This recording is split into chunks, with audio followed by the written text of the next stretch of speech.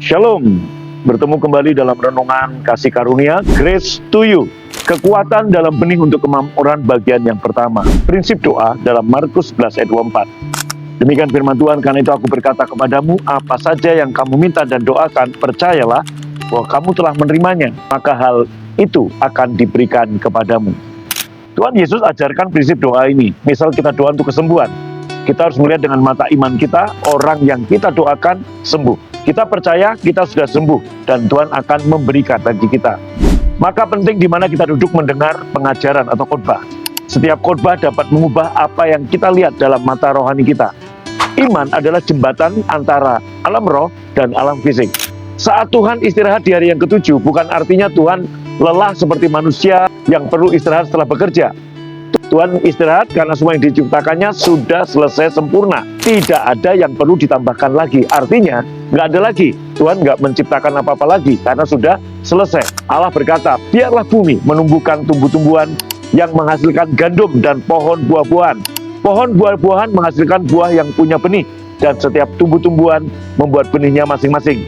Biarlah tumbuh-tumbuhan tumbuh di atas bumi, dan jadilah demikian. Bumi menumbuhkan rumput dan tumbuh-tumbuhan yang menghasilkan buah, dan menumbuhkan pohon-pohon yang berbuah dan benihnya ada di dalamnya. Setiap tumbuh-tumbuhan membuat benihnya masing-masing, dan Allah melihatnya baik.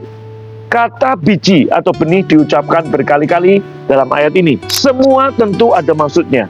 Tuhan menyediakan benih dalam setiap pohon buah dan tumbuh-tumbuhan di Taman Eden untuk kelangsungan penyediaan bagi manusia dari Kejadian 1 sampai hari ini.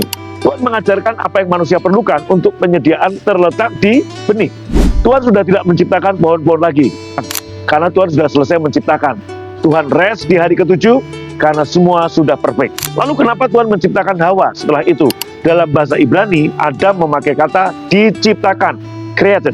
Tapi Hawa dibuat, made, karena Adamlah yang punya benih. Hawa dibuat dari tulang rusuk Adam. Hawa berasal dari Adam, seperti gereja mempelai wanita berasal dari Yesus. Tuhan menyediakan benih untuk kelangsungan penyediaan dan pelipat gandaan dalam satu buah apel. Kita bisa hitung berapa biji yang ada, tapi kita tidak bisa menghitung berapa buah apel yang akan dihasilkan dari satu biji itu saat biji itu ditabur atau ditanam.